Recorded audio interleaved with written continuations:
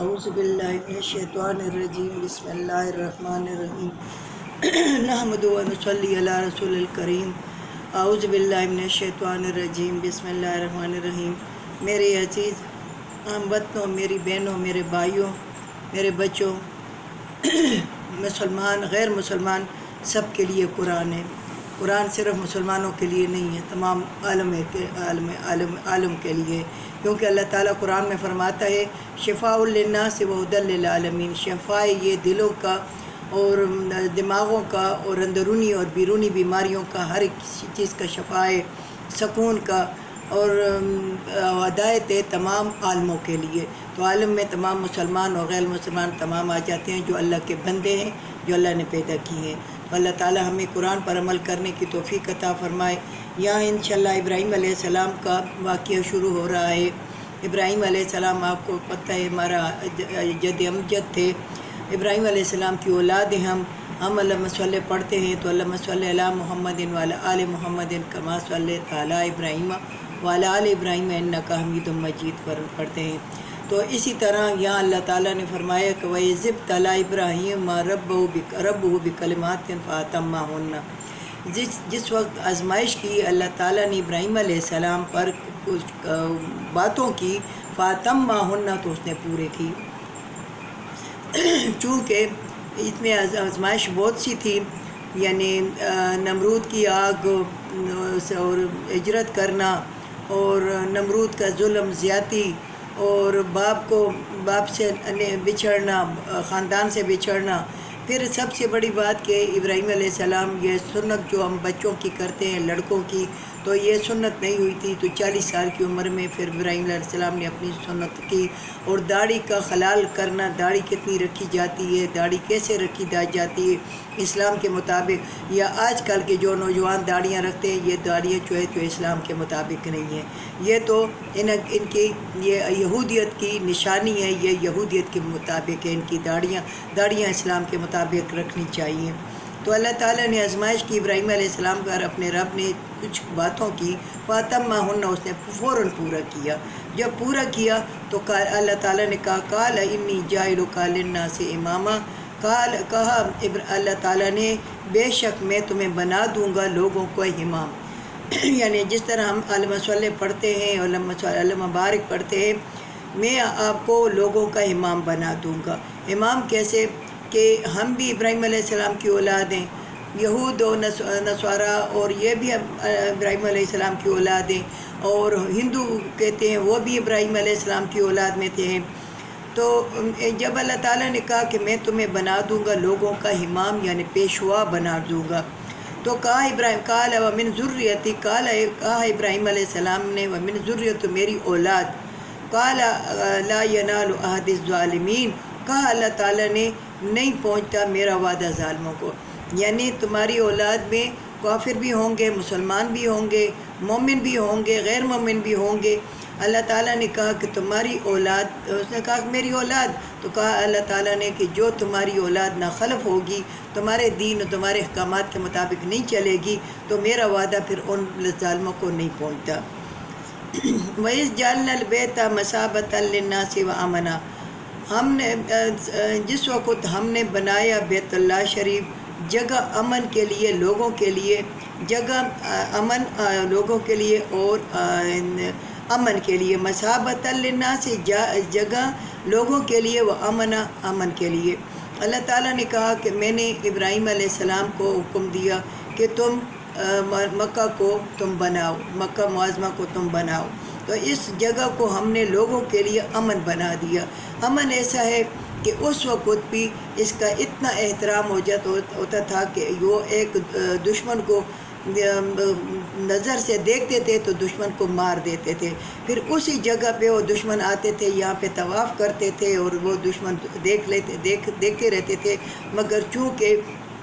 اللہ تعالیٰ نے ان کے دلوں میں مکہ کا اتنا احترام ڈالا تھا کہ یہ دشمن کو کچھ بھی، ان کے آگے سے جب طواف کرتے تھے تو ان کے آگے سے گزرتے تھے، مگر یہ دشمن کو کچھ نہیں کہتے تھے، کیونکہ اللہ کی رضا کے لیے کہ نہیں، یہ مکہ جو ہے امن کی جگہ ہے، اس لیے وہاں اس وقت بھی امن کی جگہ تھی۔ پھر یہ طواف جو کرتے تھے ان کے طواف کو اللہ تعالیٰ نے مسلمانوں کے لیے مخصوص کر دیا، اور اب مسلمان روز قیامت تک وہاں طواف کریں گے اور طواف کرتے آئیں گے۔ تو یہ جگہ امن کی ہے، اور یہاں جو جاتا ہے تو پھر اس کا دل چاہتا ہے کہ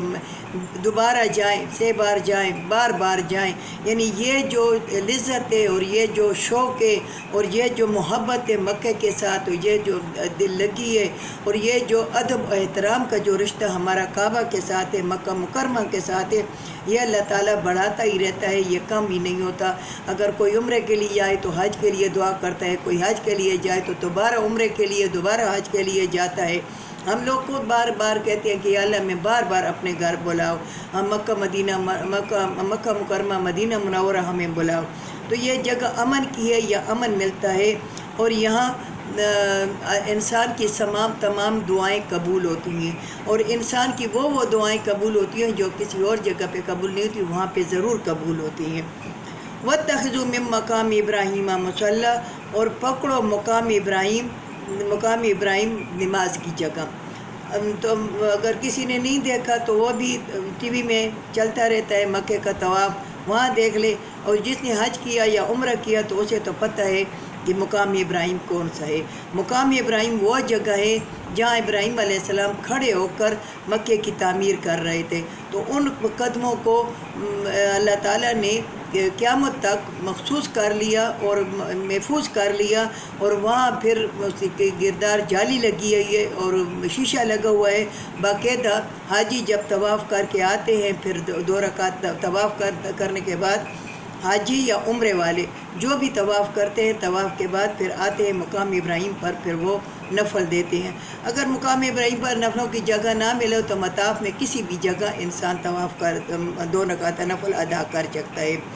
طواف کر کے انسان ہٹ جائے، کیونکہ ہوروں کو جگہ ملے کہ وہ طواف کرے، پھر کہیں بھی تمہیں مطاف کے اندر، مطاف کے باہر نہیں، مطاف کے اندر 2 رکعت نفل جب کرتے ہیں تو پھر طواف پورا 7 چکر کر کے اور پھر 2 رکعت نفل پڑھتے ہیں تو پھر طواف پورا ہو جاتا ہے، ایک طواف پورا ہو جاتا ہے۔ تو یہ مقام ابراہیم ہے نماز کی جگہ۔ وَعَهِدْنَا إِلَىٰ إِبْرَاهِيمَ، اور ہم نے حکم کیا ابراہیم علیہ السلام کو، اسماعیل علیہ السلام کو، أَن طَهِّرَ بَيْتِيَ لِلطَّائِفِينَ وَالْعَاكِفِينَ وَالرُّكَّعِ السُّجُودِ۔ ہم نے حکم دیا ابراہیم علیہ السلام کو، اسماعیل علیہ السلام کو کہ پاک کرو میرے گھر کو طواف کرنے والوں کے لیے، اعتکاف کرنے والوں کے لیے، رکوع اور سجود کرنے والوں کے لیے۔ اللہ تعالیٰ کہتا ہے کہ میں نے ابراہیم علیہ السلام کو حکم دیا کہ تم میرا گھر صاف کرو۔ صاف کا مطلب یہ ہے کہ طوفان نوح میں یہ مکہ زمین کے اندر چلا گیا تھا، پھر جبرائیل علیہ السلام آئے، باقاعدہ ابراہیم علیہ السلام کو جگہ بتائی، پھر ابراہیم علیہ السلام نے اللہ کی مدد سے اسماعیل علیہ السلام کے ساتھ مل کر پھر اس کو زمین سے، یعنی بنیادیں اس کی پھر اوپر کی، پھر اس کے ساتھ اس کو آباد کیا۔ تو پھر اس کے بعد مکہ یعنی آب زمزم، تو یہ واقعہ پھر بعد میں آئے گا کہ اسماعیل علیہ السلام کے قدموں سے وہاں آب زمزم شروع ہو گیا تھا۔ تو یہ بعد میں انشاءاللہ میں وہاں کروں گی انشاءاللہ، اگر اس سفر میں ہم شریک رہے انشاءاللہ زندگی کے ساتھ۔ تو اللہ تعالیٰ نے کہا کہ میرے گھر کو صاف کرو طواف کرنے والوں کے لیے، اور اعتکاف، یعنی مکہ میں اعتکاف بھی ہوتا ہے، رمضان کا جو اعتکاف ہے، سنت اعتکاف ہے، وہ بھی ہوتا ہے۔ اور ویسے بھی اگر کوئی یہ کہے کہ میں اعتکاف میں ہوں اور مکہ میں چلا جائے اور وہ 3-4 طواف اکٹھے کرے،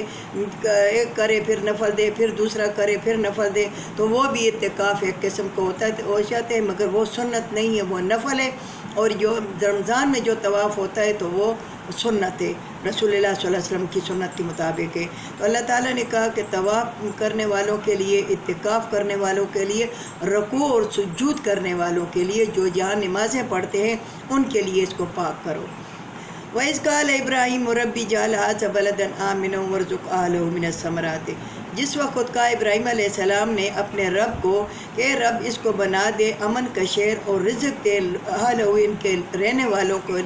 والوں کو من الثمرات اور پھل فروٹ ان کو دے، من آمنا جو ایمان لائے منہم اس میں اللہ باللہ اللہ پر والیوم الآخر اور روز آخرت پر۔ ابراہیم علیہ السلام نے پھر دعا کی کہ یا اللہ کہ اس شہر کو تم امن والا شہر بنا دو۔ تو دیکھو دجال آئے گا مگر مکہ میں مدینہ میں نہیں آئے گا، ان شہروں کو امن کا شہر بنا دیا ہے ابراہیم علیہ السلام کی دعا کی برکت سے۔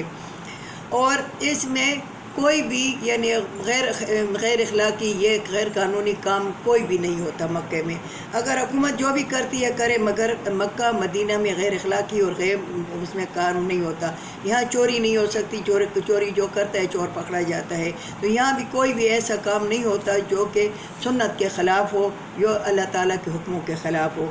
تو ابراہیم علیہ السلام نے دعا کی اللہ سے کہ یا اللہ اس کو امن پاندہ بنا دے اور رزق دے ان کو، ان کے رہنے والوں کو من الثمرات من آمنا، اور پھل اور فروٹ دے جو ایمان لائے اس میں اللہ پر اور روز آخرت پر۔ تو تم ان کو رزق دے، یعنی یہاں تم کو بے موسم پھل ملیں گے۔ میں خود گئی ہوں، میں نے خود دیکھا ہے آم کا سیزن وہ نہیں تھا، وہ آم کا سیزن نہیں تھا، میں نومبر میں گئی تھی تو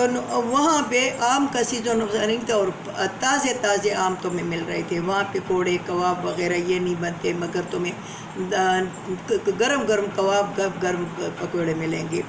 اگر تم خواہش کرو کہ یا اللہ اس وقت میں تھک گیا ہوں، ایک پیالی چائے ہو، قدرتاً اللہ تعالیٰ تمہارے لیے ثواب بنا دے گا، کوئی نہ کوئی آ کے تمہیں پیالی کی چائے کی دے دے گا اور گرم دے دے گا۔ یہ اللہ کا وعدہ ہے کہ میں ان کو امن بنا دوں گا، وہ جو ایمان لائے اس میں اللہ پر والیوم الآخر اور روز آخرت پر، یہ ان لوگوں کے لیے۔ وقال ومن کفر، کہا اللہ تعالیٰ نے کہ جو انکار کرے گا فمتعو، میں ان کو بھی فائدہ دوں گا، قلیلاً تھوڑا سا، ثم اضطروا، پھر کھینچوں گا اس کو الی عذاب النار، طرف عذاب دوزخ کے۔ اللہ تعالیٰ نے کہا، ابراہیم علیہ السلام کی دعا ہوئی کہ یا اللہ ان کو میوے دے، ان کو امن دے جو اللہ پر ایمان لائے روز آخرت پر۔ تو اللہ نے کہا کہ میں جو انکار کرتے ہیں میں ان کو بھی دوں گا، مگر تھوڑا دوں گا۔ تھوڑا مطلب یہ کہ اس زندگی میں دوں گا، یعنی مسلمان جو ہے یا مومن جو ہے جو حج کرتا ہے اللہ کی رضا کے لیے، اللہ کی رضا کے لیے، تو عمرہ کرتا ہے اللہ کی رضا کے لیے،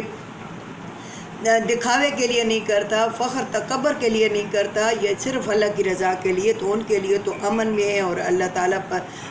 تعالیٰ ان کو روزی رزق دے گا، دنیا میں بھی اور آخرت میں بھی ان کو دے گا۔ مگر جو انکار کر رہے ہیں، جو قرآن سے انکار کرتے ہیں، ان کے لیے اللہ تعالیٰ کہتے ہیں فَمَتِّعُوا قَلِيلًا، بس میں ان کو فائدہ دوں گا تھوڑا سا، یعنی دنیا میں دوں گا، ثُمَّ اضْطَرُوا، پھر اس کو کھینچوں گا اِلیٰ عَذَابِ النَّارِ، عذاب آگ کی طرف میں ان کو پھر کھینچوں گا، یعنی روز قیامت کے لیے پھر ان کے وہ میوے اور وہ نہیں ہوگے۔ اور مسلمان اور مومنوں کے لیے دنیا میں بھی اللہ تعالیٰ بہترین یعنی پھل و فروٹ اور کھانا پینا اور ہر چیز کی فرمانی اور آسانیاں پیدا کرے گا، مگر کافروں کے لیے دنیا میں ہے، آخرت میں نہیں ہے۔ وَبِئْسَ الْمَصِيرُ، اور بری جگہیں جب یہ جائیں گے۔ تو میری بہنوں، یہ میرے بھائیوں، یہ میں ابراہیم علیہ السلام کا واقعہ ابھی چل رہا ہے، میں آگے بھی کروں گا انشاءاللہ۔ اور یہاں تک میں نے یہ 123 آیات سے میں نے شروع کیا، 123 آیات تھے اور 126 آیات تک میں یہ ترجمہ میں نے کیا۔ اللہ تعالیٰ اس پر ہمیں عمل کرنے کی توفیق عطا فرمائے، اللہ تعالیٰ ہمیں قرآن کو سمجھنے کی، قرآن کے مفہوم کو سمجھنے کی توفیق عطا فرمائے، اللہ تعالیٰ ہمیں مکہ مدینہ کا دیدار ہر وقت، ہر سال، ہر مہینے ہمیں کرائے، اللہ تعالیٰ اپنی طرف سے ہمارے لیے آسانیاں پیدا کرے کہ ہم مکہ مدینہ جائیں، اور اللہ تعالیٰ اس کی دیدار کی توفیق اللہ تعالیٰ ہمیں عطا فرمائے۔ وآخر دعوانا ان الحمد للہ رب العالمین۔